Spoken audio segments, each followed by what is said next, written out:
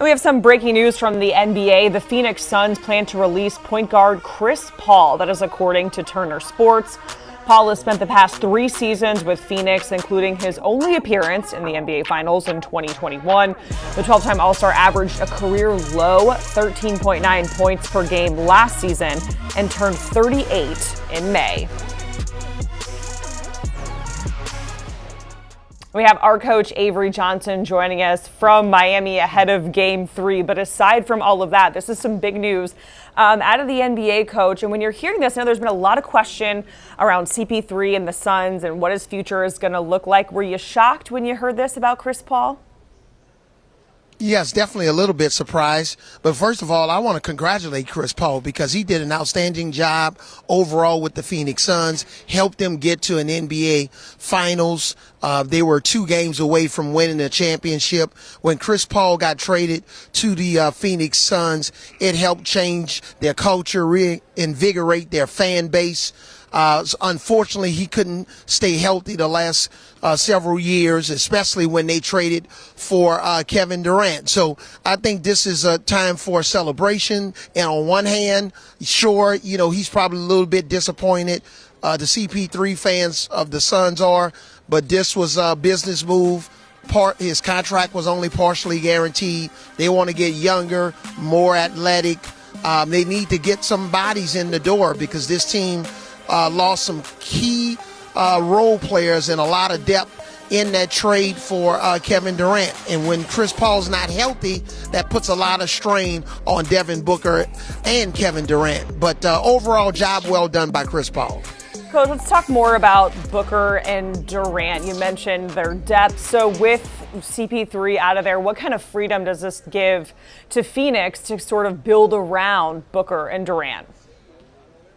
Well, we'll see what type of space that it frees up. With Booker and Durant, they're sucking up almost half of the salary cap with both of their salaries. But we'll see what type of pieces James Jones, the general manager, how he can navigate through the rest of the league, pick up a couple of guys here and there. I think the next biggest key is what are they going to do with DeAndre Ayton? Frank Vogel's been known for coaching big guys and getting the best out of big guys. He had Dwight Howard and obviously Anthony Davis doing that championship run, JaVale McGee when they won the championship in the bubble. So maybe they feel Frank Vogel can coach DeAndre Ayton, or are they going to try to move him and try to get back 2 or 3 pieces, add some cap space, maybe the mid-level exception for the Phoenix Suns. Have to really take a look at their salary cap situation before we move on with any opinions about that. But they still have some big decisions to make. And let's talk about Chris Paul. You're congratulating him. What do you think the future holds for him on his way to the Hall of Fame? Where do you think he's going to play next? Well, I believe Chris Paul has a minimum of 2 years of good basketball left. And if they can reduce his minutes, if he goes to a team where maybe he's not a starter, he comes off the bench and plays 18 minutes a game. If he starts, he averages about 26 minutes a game. Just keep his minutes down so that they can try to keep him fresh and ready for the regular season.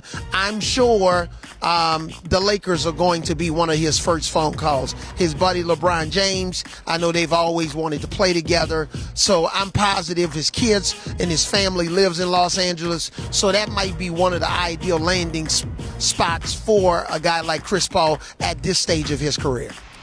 Chris Paul to LA, that would be quite a thing. All right, Avery Johnson joining us here as we're following that breaking news out of the NBA where the Phoenix Suns plan to release point guard Chris Paul. That is according to Turner Sports.